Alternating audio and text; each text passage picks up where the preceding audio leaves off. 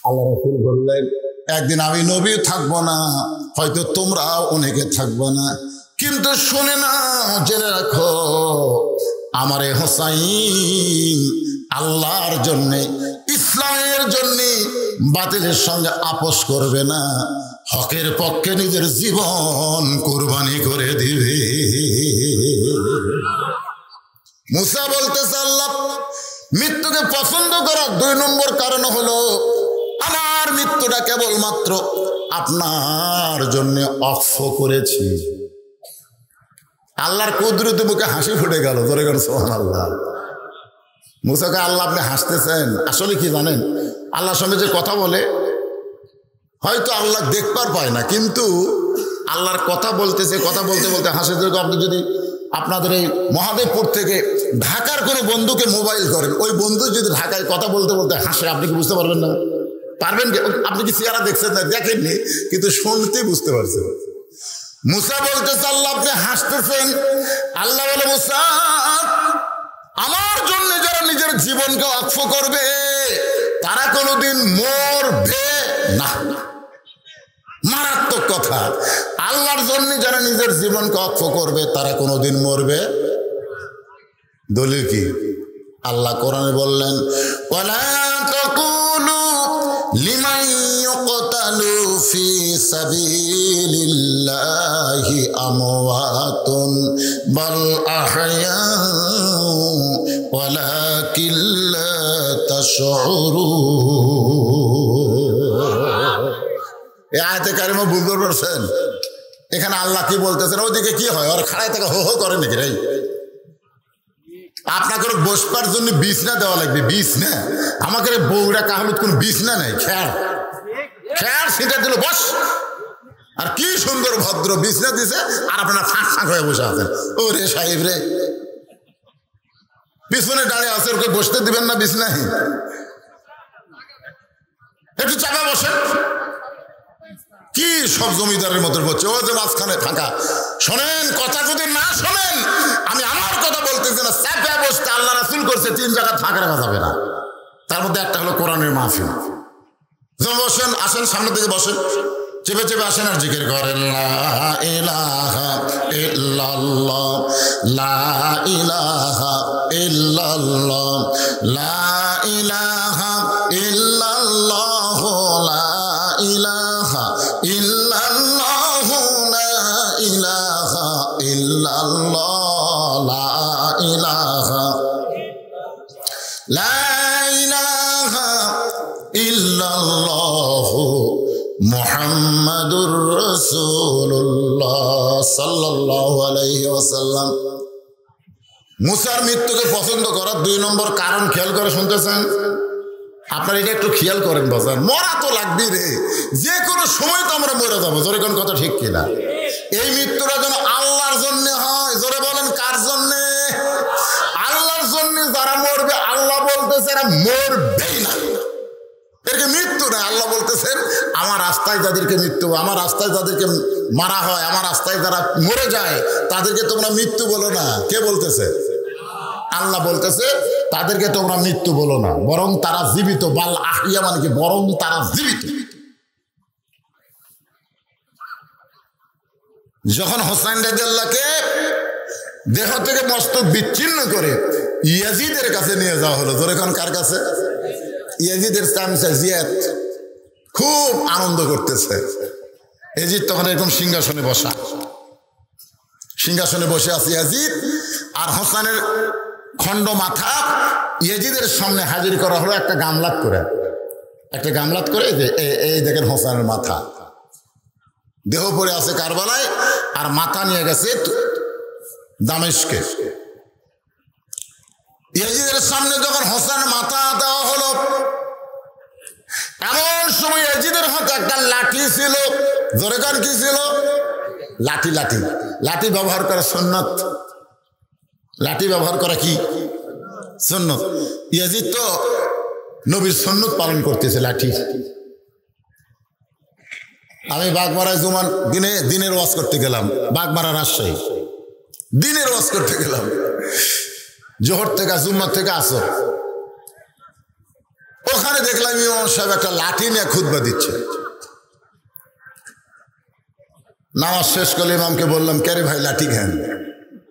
লাঠি নেওয়া সুন্নত হুজুর। আমরা তো লাঠি নেই না, আমরা কিন্তু লাঠি নেই না। তো বলতেছে আপনি হানফি তো এই জন্য নেন না। আমি বললাম হানফি কি রে? মানে ইনসাল্ট করে বলতেছে আপনারা তো হানফি, আপনারা এটি ধরে থাকেন। ওরা বুঝাচ্ছে আমরা এটা ধরে থাকি।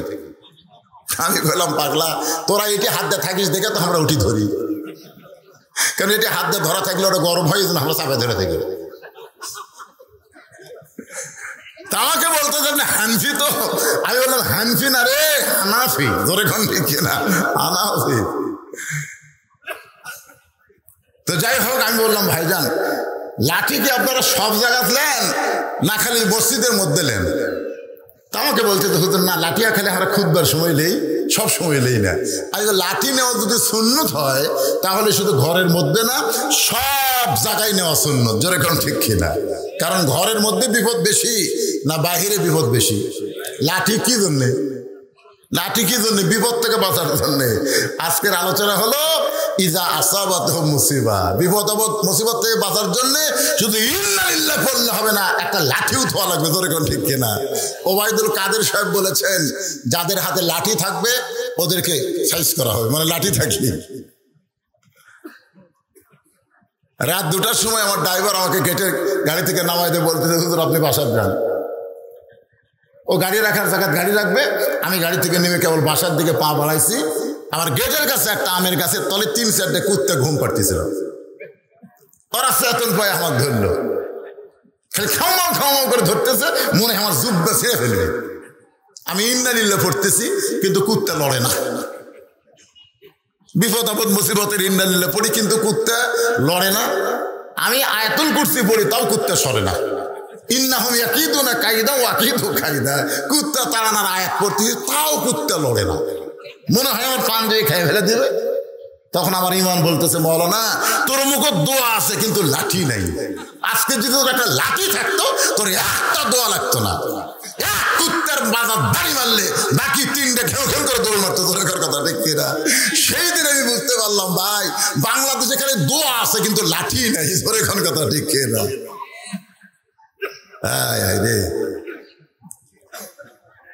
ইয়াজিদের হাতে একটা লাঠি ছিল, জোরে কান কি ছিল? এটা কিন্তু বাহিরে নয়, ঘরের মধ্যে রাজ দরবারে। ওই লাঠিটা হোসাইন রাদিয়াল্লাহর মুখের মধ্যে ঢুকায় দিয়া বলে হোসাইন জেদ করে করে নষ্ট হয়ে গেলি, শেষ হয়ে গেলি, ধ্বংস হয়ে গেলি। হোসাইন রাদিয়াল্লাহর মুখের ভিতরে লাঠিটা ঠোকা দিয়ে বলতেছে জেদ করে তুই ধ্বংস হয়ে গেলি, শেষ হয়ে গেলি। আমি প্রস্তাব দিয়েছিলাম তুই হবি ইমাম, তুই করবি ইমামতি, আর আমি হব রাষ্ট্রপতি। তুই যদি ইমাম হতি, তোর নানা হলো বিশ্ব নবী, তোর বাবা হলো বিশ্ব আলেম, তোর মা হলো খাতুনের জান্নাত, এইরকম বংশ থেকে বের হইয়া তোকে রাষ্ট্রপতি হওয়া লাগবে কেন? তুই মসজিদে ইমাম হবি, তোর পিছনে আমরা নামাজ পড়বো, তুই ফতোয়া মারবি, তুই টুপি রাখবি, দাড়ি রাখবি, তুই হুজুর হবি, তোকে হাদিয়া দিব, বসে বসে খাবি। কিন্তু তুই কি করলি? জেদ করলি। জেদ করে মদিনা থেকে আমার হাতে বায়াত না হয়ে আমার সঙ্গে যুদ্ধ করার জন্য বের হলি। আসলে যুদ্ধ করার জন্য কিন্তু হোসেন বের হয়নি, এখন একলা পায়া, তাও আবার খালি দেহ মাথা নাই, দেহ নাই মাথা আছে, সব বলতেছে হোসাইন তুই ধ্বংস হয়ে গেলি, শেষ হয়ে গেলি, তোর নাম গন্ধ আজ থেকে আর পৃথিবীতে থাকলো না। এখন থেকে আমি এজিদ, আমি শুধু এজিদ, আমার আর কোনো বাধা নাই।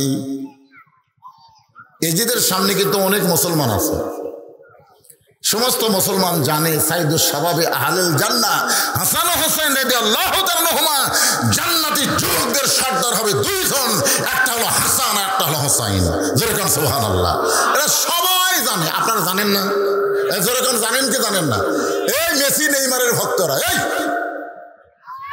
মেসি নেইমারের ভক্ত হাসুর ময়দান আল্লাহ মেসি আর নেইমারকে বলবে তোরকে ঠিকানা কি? হাসরের দিন আল্লাহ বলবে, কিন্তু এ বাংলাদেশের জন্যই বলবে। পৃথিবীর কোন দেশের মুসলমান এরকে জন্য এত পাগলা না, যে পাগলা আমাদের বাংলাদেশের ছেলেরা। আপনাদের গ্রামগঞ্জের লোকের হয়তো পাগল কম, কিন্তু শহরে গেলে ওরে বাবা রে, হায় হায় রে। মেসিকে আল্লাহ বলবে, নেইমারকে আল্লাহ বলবে তোদের ঠিকানা কোথায়? তখন বলবে আল্লাহ বলবেন ইন্না দীনা ইনদাল্লাহিল ইসলাম ওমান ইয়াবতাগি গায়রাল ইসলাম দীনান ফালান ইউকবালা মিনহু। আমি আল্লাহর কাছে একমাত্র কবুলযোগ্য ধর্ম হলো ইসলাম। ইসলাম ছাড়া কোনো ধর্মকে আমি আল্লাহ গ্রহণ করব না। এখন মেসি নেইমার তোরা কি বলে? আমরা হলাম খ্রিস্টান। তাহলে খ্রিস্টান জাহান্নামে যাক। মেসি নেইমার বলবে আল্লাহ আমরা জাহান্নামে একলা কেন যাব? কারণ আপনার রাসূল বলেছেন মান তাশাব্বা বিকওমিন ফাহুয়া মিনহুম। যে যাকে ভালোবাসবে, মহব্বত করবে, যার পতাকা টাঙ্গাবে, যার জার্সি গায়ে দেবে, তার সঙ্গেই তার হাসর হবে। আমরা জাহান্নামে যাব, কিন্তু ওই সকল যুবকদের ছাড়া আমরা যাব না। কি হবে রে? আল্লাহ একদিকে হোসাইন আর হাসানকে খাড়া করে রাখবে। হাসান হোসাইন, তোমরা জান্নাতের সর্দার, যুবকদের সর্দার, তোমরা জান্নাতে যাও। তখন হাসান হোসেন বলবে আল্লাহ আমরা জান্নাতে যাব, কিন্তু ওই সকল যুবকদেরকে ছাড়া আমরা যাব না যারা কোরআনের আন্দোলন করেছে, যারা কোরআনের দিন প্রচার করতে গিয়ে রিমান্ডে জেলে গেছে, যাদেরকে ঘরে থাকতে দেয়নি, যারা আলুর বাগলের মধ্যে ঘুম পেড়েছে, শুধু একটাই মাত্র কারণ তারা বাংলাদেশে আল্লাহর কোরআনের আন্দোলন করে কোরআনের সৈনিক হয়েছে। ওদেরকে ছাড়া আমরা জান্নাতে যাব না। সেদিন আল্লাহ হাসান হাসানের সঙ্গে আমার বাংলাদেশের অনেক যুবককে জান্নাত দিয়া দিবে। এখন আপনারা কার সাথে? এই নেইমারের খেলা দেখে কান্দেন, মেসির খেলা দেখলেন রাত 3টা পর্যন্ত, আর ফজরের সময় ল্যাপের মধ্যে ঘুম পারলেন। ইয়ারকি মনে করতেছেন ইসলাম ইয়ারকির জিনিস না? ইসলাম কি ইয়ারকির জিনিস? আল্লাহ বলে মুসা মৃত্যুকে পছন্দ করার 2 নম্বর কারণ, সেই 2 নম্বর কারণকে নিয়ে আমি আলোচনা করতেছি। সবাই যখন মাথা নিচু করে আছে, ইয়াজিদ যে হোসেন রাদিয়াল্লাহু আনহু সাথে এমন করতেছে, কেউ যে মাথা তুলে কিছু বলবি এ সাহস পাচ্ছে না। সাহস না পাওয়ার কারণ হলো ইয়াজিদ হলো স্বৈরাচারী। ধরে কোন কি সারি? স্বৈরাচারী। ইয়াকুব বললেন আল্লাহ আমার এই 10টা সন্তান বলতেছে ইউসুফকে বাঘে খাচ্ছে, ইউসুফকে বাঘে খাচ্ছে, কিন্তু জামার দিকে তাকায় দেখি তো বাঘে খায় না আল্লাহ। কারণ বাঘে যদি ইউসুফকে খাইতো জামা ছিঁড়ে যেত। জামাত খালি রক্ত ভরা আছে, তাহলে রক্ত ভরা থাকলে জামা ছিঁড়ল না। আল্লাহ বলতেছে ইয়াকুব তোমার এই 10 সন্তান হলো স্বৈরাচারী। এই স্বৈরাচারীর সামনে মুখ খুলো না। মুখ খুললে ইউসুফ যে অবস্থায় আছে সে অবস্থা আর থাকবে না। তা আমরাও বর্তমানে স্বৈরাচারীর কবলে পড়েছি, আমরা মুখ খুলবার পারতেছি না। ধরে কোন কথা ঠিক না? ইয়াকুব নবী দেখলেন মুখ যদি না খুলি, দোয়া তো আছে। ঘরের মধ্যে গিয়ে আল্লাহকে বললেন আল্লাহ আমার 10টা সন্তান স্বৈরাচারী হয়ে আমার ইউসুফের সঙ্গে ষড়যন্ত্র করতেছে, আল্লাহ আমি তাদের সামনে মুখ খুলতে পারলাম না, তোমার দরবার করি আমার ইউসুফকে তুমি হেফাজত করো। আল্লাহ কি দোয়া কবুল করবি না? যেরকম করবি কি করবি না? করবে। খুব মনোযোগ দিবেন। সমস্ত মুসলমান মাথা নিচু করে বসে আছে। এমন সময় 84 বছর 80-র উপর 84 বছরের একজন সাহাবী আর বসে থাকলেন না। কুমু লিল্লাহি কানিতিন। সবসময় বসে থাকা যাবে না। সবসময় বসে থাকা যাবে? যখন মুয়াজ্জিন বলবে কাতকামাতিস সালাহ কাতকামাতিস সালাহ, আপনারা বলেন তো তখনই কি বসে থাকবেন? তারপর আপনাকে মসজিদে দেখবেন 2-1জন মুসল্লি তখনও চেয়ারে বসে থাকে। জোরে কথা থাকে কি থাকে না? নামাজ খাড়া হয়ে গেছে, ওই খাড়া হয়নি, বসে গেছে। সবাই কি বলে লোকটা বসে গেছে রে, লোকটা ভোটর দাঁড়া ছিল বসে গেছে। লোকটার খারাপ হওয়ার পারতেছে না, লোকটা বসে গেছে। তোর কথা ঠিক না? তো যে লোকটা মসজিদের চেয়ারত বসিছে ওই কি আর খারাপ হওয়ার পারবে? মসজিদ থেকে শান করে বাড়ি টানা লাগবে নাকি? মসজিদে নামাজ শেষ হলে অকি সাইন করে নিয়ে আসে, না হেঁটে হেঁটে আসে। কথা কন না কেন, কথা কন না কেন? তুমি হেঁটে হেঁটে যাও, হেঁটে হেঁটে আসো, আর চেয়ারে বসো। আমি বলতেছি, আপনি যদি দাঁড়াবার না পারেন তাহলে আপনি বাড়িতে চেয়ারে পড়বেন, বাড়িতে পড়বেন, কিন্তু মসজিদে চলবে না। মসজিদে গেলে কাতার সোজা করা ওয়াজিব হয়ে যাবে। জোরেকার কথা ঠিক কিনা? মসজিদে গেলেই আপনাকে জামাতে নামাজ পড়া লাগবে, আর জামাতে নামাজ পড়লে কাতার সোজা করা লাগবে। তা আপনি চেয়ারে বসা মানুষ তো সোজা করে পারতেছেন না, তো আপনার একজন চেয়ারে বসার জন্য গোটা কাতার সব থেকে বঞ্চিত হোক, এটাকে আমরা চাই? জোরেকার এটাকে আমরা চাই? এতক্ষণ সবাই বসে ছিল। এবার 84 বছরের একজন সাহাবী আনাস ইবনে মালিক দাঁড়িয়ে বললেন, ইয়াজিদ, যার মুখে লাঠি ঢুকাইয়া তিরস্কার করতেছ, শেষ হয়ে গেছে, ধ্বংস হয়ে গেছে, হোসেনের নামগন্ধ থাকবে না। আসলে ইয়াজিদ জানো না, যার মুখে তুমি লাঠি ঢুকাইছ সে থাকবে কিয়ামত পর্যন্ত, অথচ তুমি ইয়াজিদ থাকবা না। সুবহানাল্লাহ। আপনারা বলেন তো, হোসেন কিয়ামত পর্যন্ত আছে না নাই? ইয়াজিদ, আমার এলাকার এক হিন্দু আকাশ, তার একটা ছেলে হয়েছে। আমি বললাম, আকাশ, তোমার ছেলের নাম ইয়াজিদ তো? ওই কাজ, হুজুর আপনি আমার ভালোবাসেন না? আমি হিন্দু মানুষ তো, ভালোবাসি। তুই ইয়াজিদ একটা পাপিষ্ট, একটা নরাধম। আমি হিন্দু, আমার ছেলের নাম ইয়াজিদ হবো না। একটা হিন্দু পর্যন্ত তার ছেলের নাম ইয়াজিদ হয় না। গোটা প্রত্যেকটা পাড়ায় পাড়ায় হোসেন আছে না নাই? জোরে কান আছে না নাই?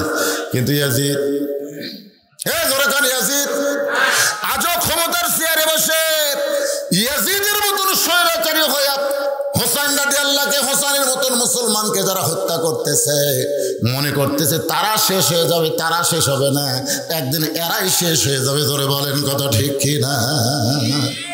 আনাস বলতেছে, ইয়াজিদ রে, তুমি যার মুখের মধ্যে লাঠি ঢুকাইলা, তুমি যার মুখের মধ্যে লাঠি ঢুকাইলা, সেই হোসেনকে তুমি চিনো, সেই হোসেনকে তুমি চিনো। সমস্ত মুসলমান ইয়াজিদের দরবারে যারা আছে তারা সবাই মাথা নিচু করে কাঁদতেছে। যখন আনাস বলতেছে, আমি একাধারে 10 বছর নবীর খিদমত করেছি। আনাস রাদিয়াল্লাহু নবীর খাদেম ছিল। যখন কি ছিল? একাধারে কয় বছর? 10 বছর পর্যন্ত আমি নবীর খেদমত করেছি। ওই খেদমত করার সময় আমি একদিন ঘরের ভিতরে আল্লাহর নবী নফল নামাজে শামিল হলেন। আনাস বলতেছে, নবী যখন রুকু থেকে সিজদাত গেল, ওই সময় ওই হোসাইন যার মুখের মধ্যে তুমি লাঠি ঢুকাইলা, ওই হোসেন কোত্থেকে দৌড়ে এসে আল্লাহর নবীকে নানা বলে চিৎকার দেয়, নানা বলে চিৎকার দেয়, নানা বলে চিৎকার দিয়া খুশি হইয়া নানার পিঠে লাফ দিয়ে চড়ে, লাফ দিয়ে চড়ে বলতে, চল ঘোড়া চল, চল ঘোড়া চল। আমি আনার জিব্বাত কামড় খাইলাম। নবী আছে নামাজের সিজদায়, আর হোসেন বলতে, চল ঘোড়া চল, চল ঘোড়া চল। আমি আস্তে করে হোসেনকে নবীর পিঠ থেকে যখন নামাবার চাইলাম, নবীর সিজদারত অবস্থায় একটা হাত দিয়ে আমার ইশারা করলেন, নামাস না, নামাস না। আমি আনাস হোসেনকে পিঠ থেকে নামাতে পারলাম না। কিছুক্ষণ পরে হোসেন বলতেছে, যে ঘোড়া চলে না সেই ঘোড়ার পিঠে বসে আমার লাভ কি? এ বলে ছোট্ট হোসেন যখন ঘর থেকে বের হয়ে যায়, আল্লাহ নবী সিজদা থেকে মাথা তুললেন, নামাজের সালাম ফিরাইলেই বললাম, ইয়া রাসূলুল্লাহ, হোসেন যে বেয়াদবি করলো, আমি আপনার পিঠ থেকে নামাবার চাইলাম, কিন্তু আপনি নামাজ পড়া অবস্থায় নিষেধ করলেন। ওগো আল্লাহর নবী, আপনি কেন নিষেধ করলেন জানতে চাই। রাসূল বলেন, আনাস, তুমি আমার হোসেনকে চিনো? সুবহানাল্লাহ বলেন। তুমি আমার হোসেনকে চিনো না? আমি নবীও চিনতাম না রে আনাস, কিন্তু আমার পিঠে বসে যখন চল ঘোড়া বলতেছিল, আমি নবী তখন হোসেনকে পিঠ থেকে নামাবার চাইলাম। আল্লাহ বলে, হাবিব, আপনাকে ঘোড়া বানায়া আপনার নাতি হোসেন খেলতেছে,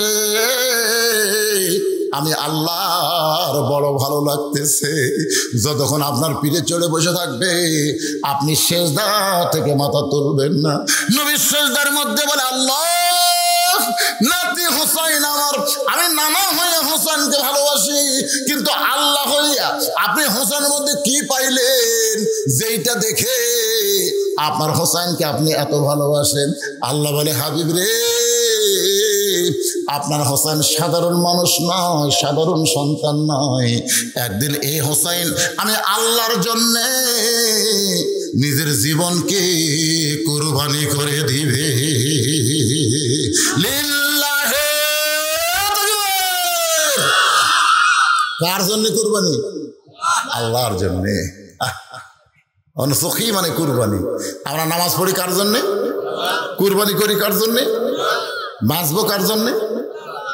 এই জায়গা তার বলতেছে না। বাঁচবো কার জন্যে? মরবো কার জন্যে?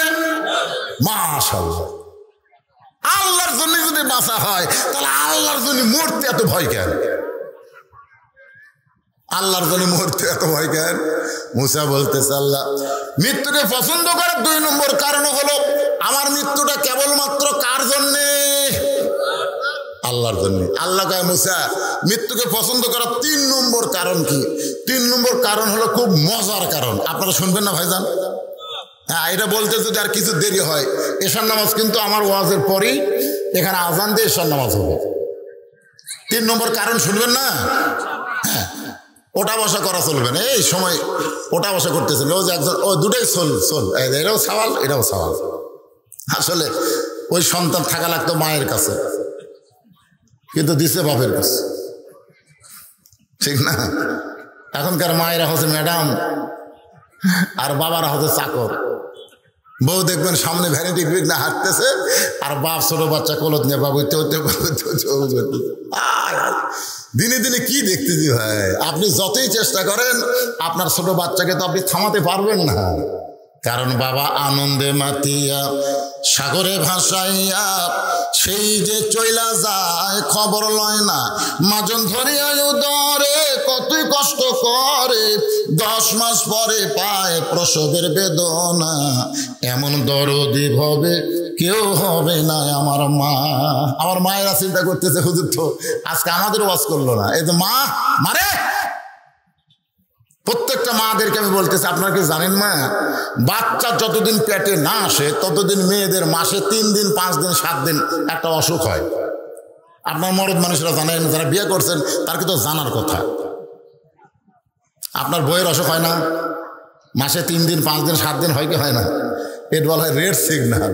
এই সিগন্যাল তুললে আর কাছে যে ঘোষ করা যাবে, কিন্তু হাত দেওয়া যাবে না। এই সিগন্যাল অপেক্ষায় তারা আল্লাহর হুকুমকে অমান্য করে বউকে জোর করে সহবাস করে। ওই সহবাস অবস্থায় কোনো সন্তান যদি পেটে আসে, ওই সন্তান হিজড়া হয়। জোরে কোন কি? হিজড়া কিন্তু এমনি এমনি হয় না।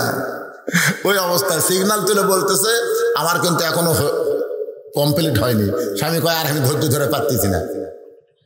পাড়া ফেলাতে কাম করছে, ওই কাম করা অবস্থায় পেটের মধ্যে যে বাচ্চা আসলো, ওই বাচ্চাই হলো হিজড়া।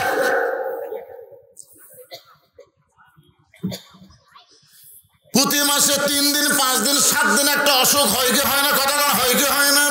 এই অসুখ অবস্থায় মেয়েদের নামাজ পড়া যাবে না, রোজা করা যাবে না, কোরআন শরীফ স্পর্শ করা যাবে না।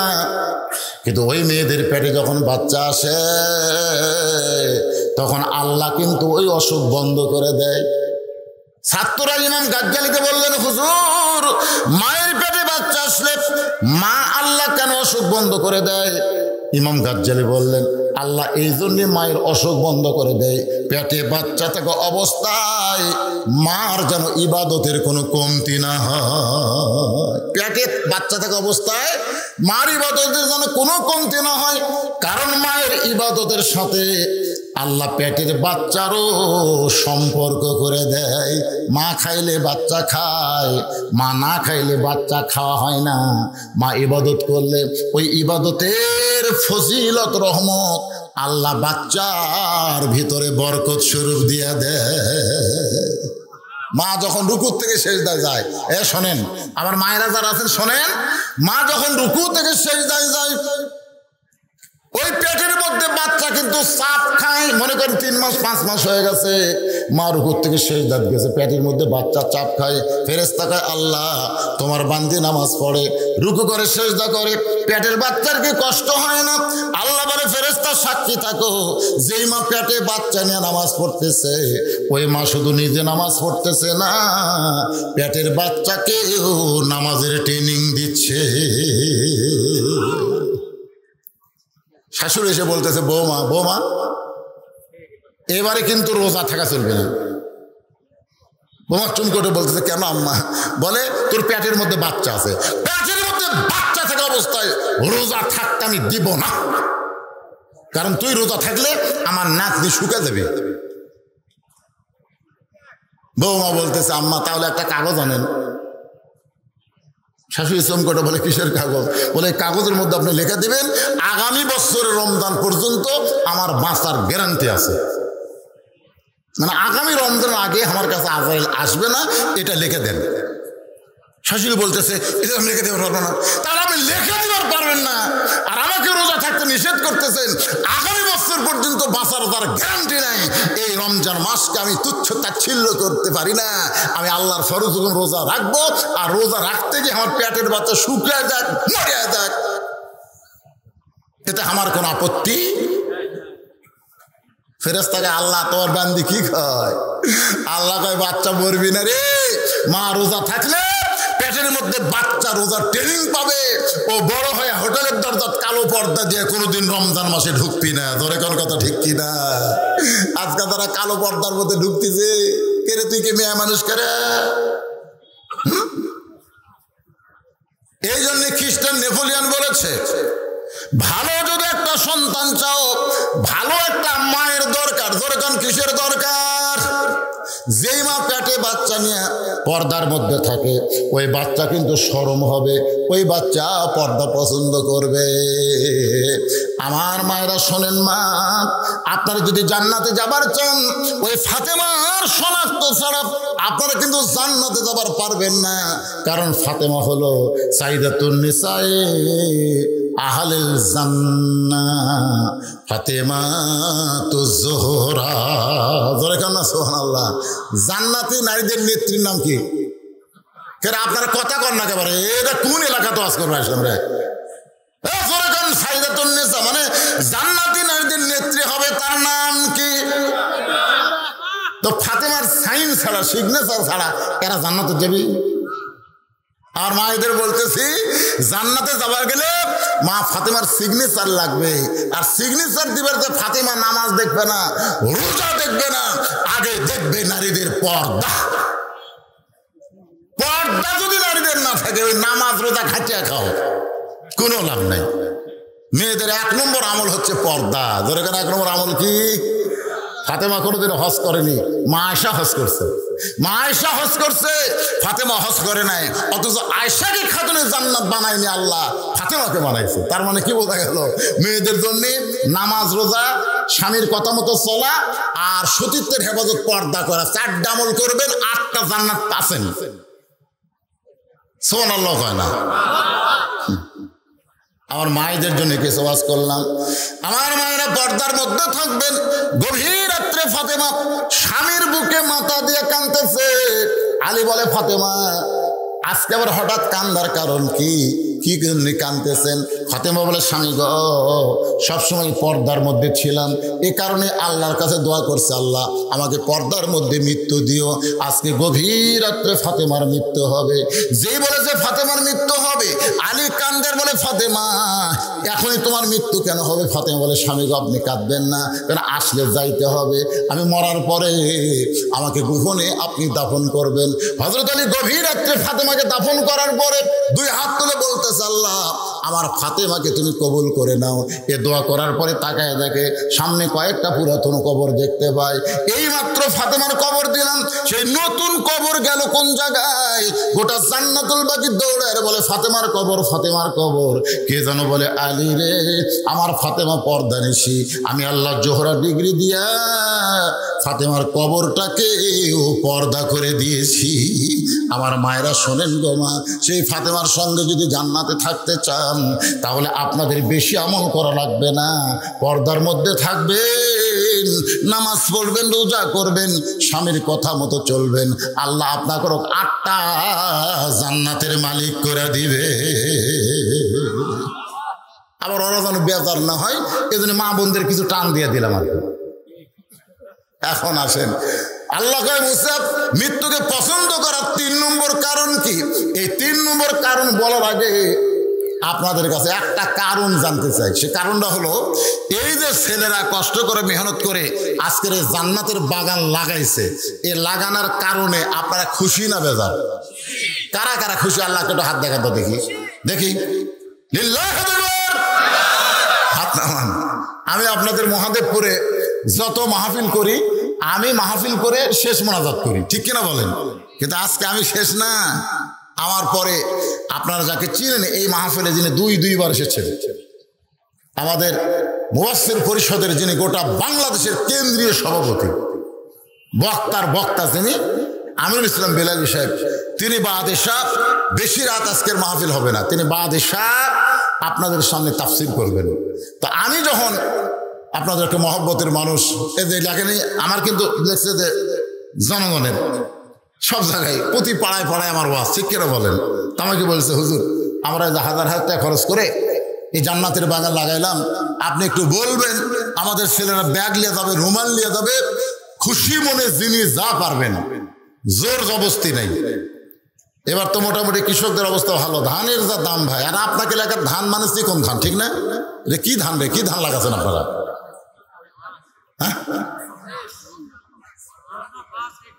দাম কম না বেশি? মধ্যম হচ্ছে না, তাই না? তাও হচ্ছে না, তাহলে বেজার হোসেন মনে হয়। লাইন শাকার তুমি লাজি দেন না, খুব খুশি হন, আল্লাহ নিয়ামত বাড়াই দিবে। যাও ছেলেরা কোথায়, গান চালারা কোথায় রে? হ্যাঁ, যাও সঙ্গে সঙ্গে নেমা পড়ো, আপনারা পকেটে হাত দেবেন, যিনি যা পারবেন আল্লাহ রাস্তা দেবেন। আল্লাহ বলে মৃত্যুকে পছন্দ করার 3 নম্বর কারণ কি? মৃত্যুকে পছন্দ করার 3 নম্বর কারণ বলার আগে আমি আপনাদের সামনে একটা গান গাবো, এই গানটা একটু খেয়াল করলে বুঝবেন মৃত্যুকে পছন্দ করার 3 নম্বর কারণ। গানটা কি গাবো নাকি? এদিকে আদায় হোক, এদিকে আমার গান হোক, একজনও নামেনি। চলতে পথে 2 দিন থামিলাম, যাবার কালে একজন আরো দেখা না পাইলাম। এই গান গাইলে গুনাহ হবে? আপনাদের কি মনে হয় পাপ হবে? চলতে পথে 2 দিন থামিলাম, যাবার কালে একজন আরো, এই যে 3টা দেখেন একসাথে উঠলো, এই 3টা দেখছেন? কেরে বারে এই ছেলেরাই উঠলে কেন বাবা? তোমরা আদায় করবে নাকি?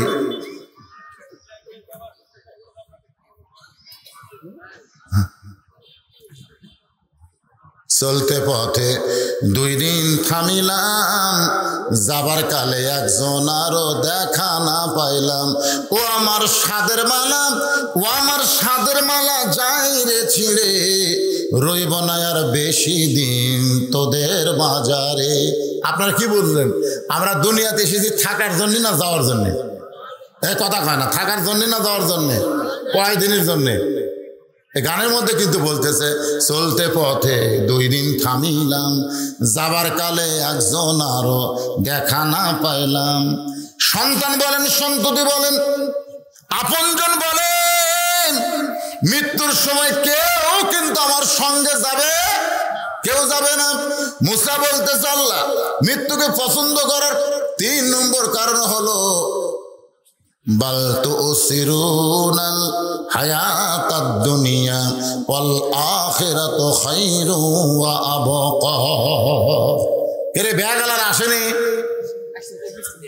কোথায় পিছন থেকে দেখা যায় না তো? আপনার দেন তো ভাই পকেট থেকে। কেউ হয়তো শয়তানের ওয়াসওয়াসায় বলবে এখন আদায় শুরু হয়েছে, যাই। আপনি যে 10টা টাকা দিচ্ছেন, 20টা টাকা দিচ্ছেন, আপনি কি জানেন এই টাকাটা আপনার বাংলাদেশের ব্যাংকে, ইসলামী ব্যাংকে, কোনো ব্যাংকে জমা পড়বে না। এই ব্যাংকে সরাসরি আল্লাহর জান্নাতের ব্যাংকে আল্লাহ আপনার নামে অ্যাকাউন্ট করে দিবে। তো দুনিয়া থেকে জান্নাতের ব্যাংকে অ্যাকাউন্ট করাটা সবার ভাগ্যে সম্ভব? এই জন্য পকেট থেকে বার করেন, 10-15 ব্যাগ নামা দরকার ছিল। ওইদিকে সব নামছে, ওই যে ব্যাগলে নামছে নাকি? হ্যাঁ দেন দেন, সবাই দেন, সবাই দেন বাবা। 10, 20, 50, 100 যে যা পারবেন আল্লাহর কোরআনকে মহব্বত করে দান করবেন। এই কোরআনের মহব্বত অন্তরে আছে না নাই? হ্যাঁ, কোরআনকে মহব্বত করে দান করেন। যাদের বাপ মা কবরে গেছে, বাপ মার রুহের মাগফিরাতে দান করবেন। আজকে আপনি দান করবেন বাবার নিয়তে, আল্লাহ আমার বাবা কবরে গেছে, বাবার কবরকে জান্নাত বানাও। আমি কোরআনের মাহফিল 200 টাকা দান করলাম, 100 টাকা দান করলাম। যিনি যা পারবেন দান করবেন। আর কেউ যদি মনে করে হুজুর আমরা ওই ব্যাগের মধ্যে 10, 20, 50-এর পারি না, আমরা 500 টাকা দান করব, তাহলে তেজে এসে আপনি দিতে পারবেন। আপনার নামে দোয়া করা হবে 500, 1000, 2000। এমনও আল্লাহর বান্দা আছে, এখানে অনেক দাতার সদস্য আছে। আমি আপনাদের বলবো প্রতি বছর কোরআনের মাহফিল করবে, আপনারা সদস্য হবেন। 1000 টাকার সদস্য, 500 টাকার সদস্য, এভাবে সদস্য হবেন। মাহফিলের আগে আপনারা টাকা দেবেন। এরকম যদি কেউ সদস্য হন তাহলে আপনার নাম লেখাবেন, সদস্যর নাম, তার বাপের নাম, তার গ্রামের নাম। আপনি কিন্তু কোরআনের সদস্য হইলেন, শুধু তা নয়, আল্লাহ আপনাকে জান্নাতের সদস্য কবুল করে নিবে। দুনিয়ার টাকা পয়সা দুনিয়াতে রবে, ফকির হইয়া মানুষ কবরেতে যাবে। মুসা বলে আল্লাহ মৃত্যুকে পছন্দ করার 3 নম্বর কারণ হলো ক্ষণস্থায়ী জীবনের পরিসমাপ্তি হবে, মৃত্যুর মাধ্যমে চিরজীবন পাওয়া যাবে। আপনারা বলেন তো, আমরা যে দুনিয়াতে আছি এটা ক্ষণস্থায়ী না চিরস্থায়ী? এ কথা কন না, ক্ষণস্থায়ী না চিরস্থায়ী? আর মৃত্যুর পরে যে জীবন আমরা পাবো এটা কি? চিরস্থায়ী। মুসা বলতেছে মৃত্যুকে পছন্দ করার 3 নম্বর কারণ হলো ক্ষণস্থায়ী জীবনের পরিসমাপ্তি হবে, মৃত্যুর মাধ্যমে আমি চিরস্থায়ী জীবন লাভ করব। আমাদের এই ক্ষণস্থায়ী জীবনের টেনশন আছে, চিন্তা আছে, না জানি কখন মৃত্যু হয়, না জানি কখন অ্যাক্সিডেন্ট হয়, না জানি কখন কি হয়। আর চিরস্থায়ী জীবন নিয়ে এই টেনশন করা লাগবে না। 1 নম্বর কারণ হলো মৃত্যুকে পছন্দ করার না মরলে জান্নাতে যাওয়া যাবে না। জান্নাতে যাওয়া যাবে। 2 নম্বর কারণ হলো মরবো কার জন্যে? জোরে কর না ভাই, মরবো কার জন্যে? আর 3 নম্বর কারণ হলো মরার পরে বিশাল একটা জগৎ আমরা পেয়ে যাব, সেই জগতের জন্যই মৃত্যুকে আমি পছন্দ করি। আল্লাহ পাক আজকের আলোচনার ভিতর দিয়ে ইন্না লিল্লাহি ওয়া ইন্না ইলাইহি রাজিউন, আমরা এসেছি থাকার জন্য না যাওয়ার জন্য। জোরে কোন কথা ঠিক কিনা? আর এই যাওয়াটা যেন ঈমানের সাথে, ইজ্জতের সাথে মুসলমান হিসাবে আমরা যেতে পারি। আল্লাহ যেন কবুল করে, সকলে বলে আমিন। এখন ঈশার নামাজের আজান হবে, আজানের পরে আবার আলোচনা শুরু হবে। ওযু টুজু যাদের নেই ওযু করে আসেন, আর যাদের ওযু আছে এখানে কাতারবদ্ধ হয়ে বসে পড়ি ইনশাআল্লাহ।